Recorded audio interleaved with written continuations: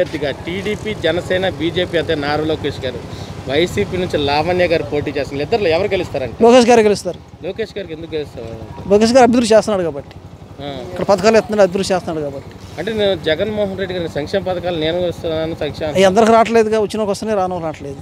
ఇక్కడ మా నియోజకవర్గం చేస్తున్నాడు బాగా, ఆయన అందరికి చేస్తున్నాడు. లోకేష్ గారు అందరికి చేస్తున్నాడు కదా. అంటే పోయిన ఎలక్షన్లో లోకేష్ గారు ఓడిపోయారు. ఓడిపోయాడని సరే కొంచెం గట్టిగా చేస్తాము, బాగా చేస్తున్నారు.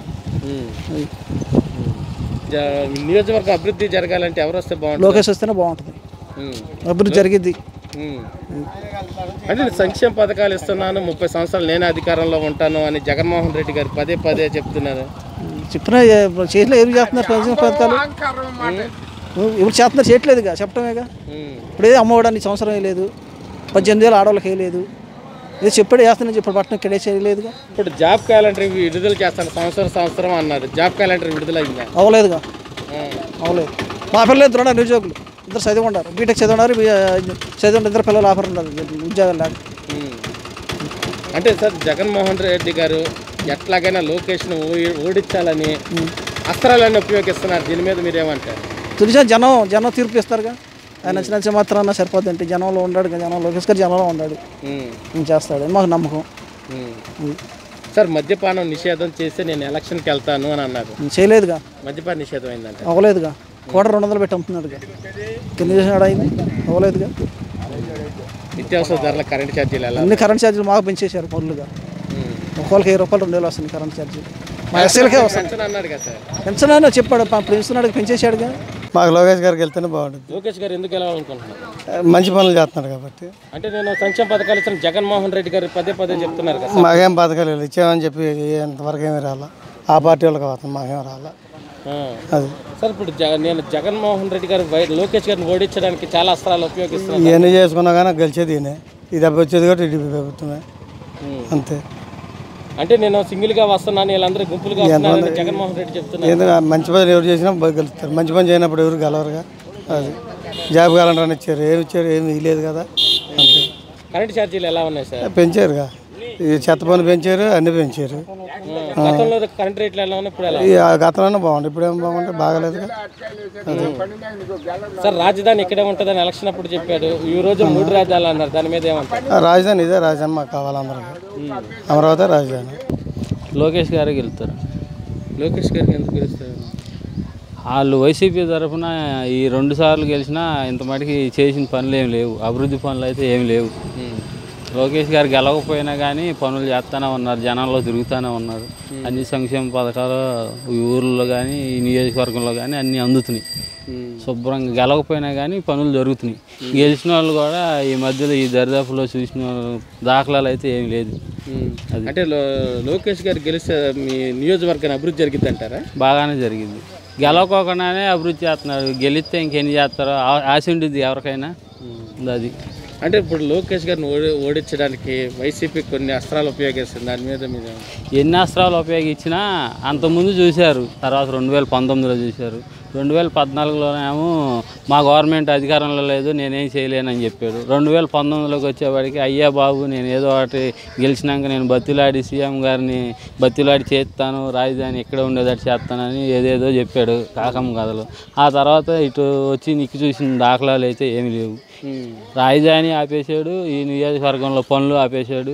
అసలు మా ఈ నియోజకవర్గంలో మా 2 గ్రామాలు చిరావూరు కానీ పాతూరు కానీ ఇసుక్కోరి మీద ఆధారపడి ఉండేవి.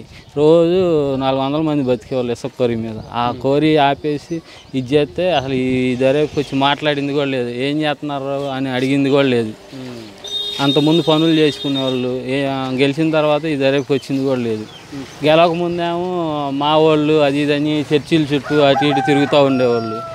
గెలిచిన తర్వాత ఈ దరేపుకి వచ్చి చేసింది లేదు.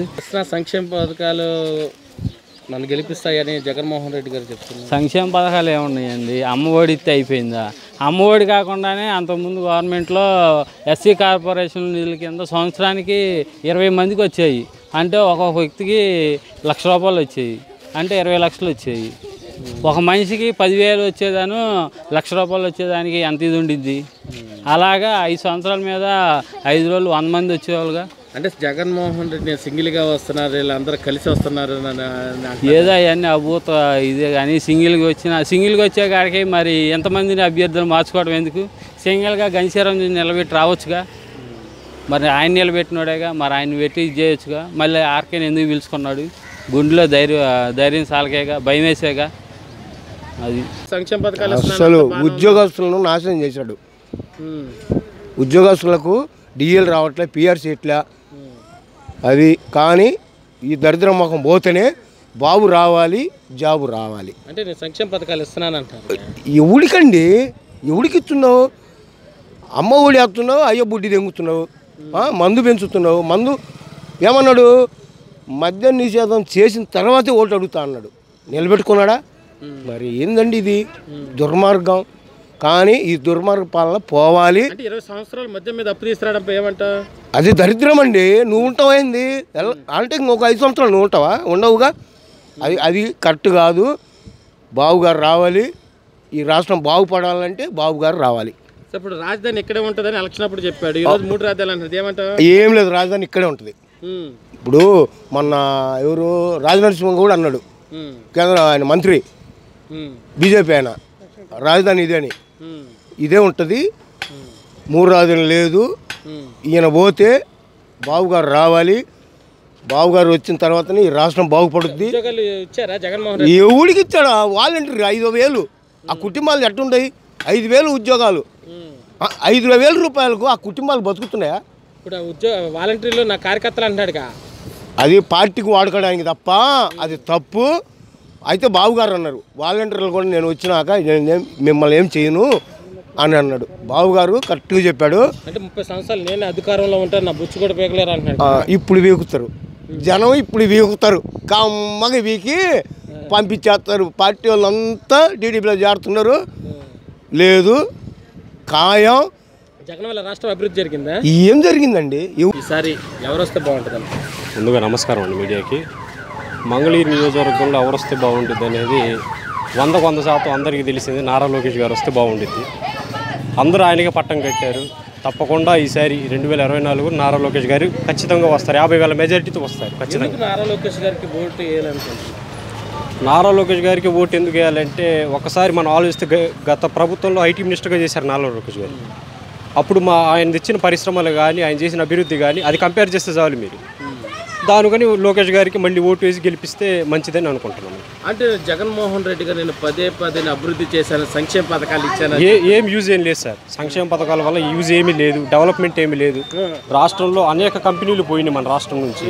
మీరు చూసుకుంటే అమరావతి పోయింది మన రాష్ట్రం నుంచి. అట్లా అనేక కంపెనీలు పోయినాయి అనమాట. చంద్రబాబు గారి హయాంలో మనకి చాలా కంపెనీలు వచ్చినాయి. దానివల్ల యువతకు ఉపాధి చాలా కలిగిందనమాట.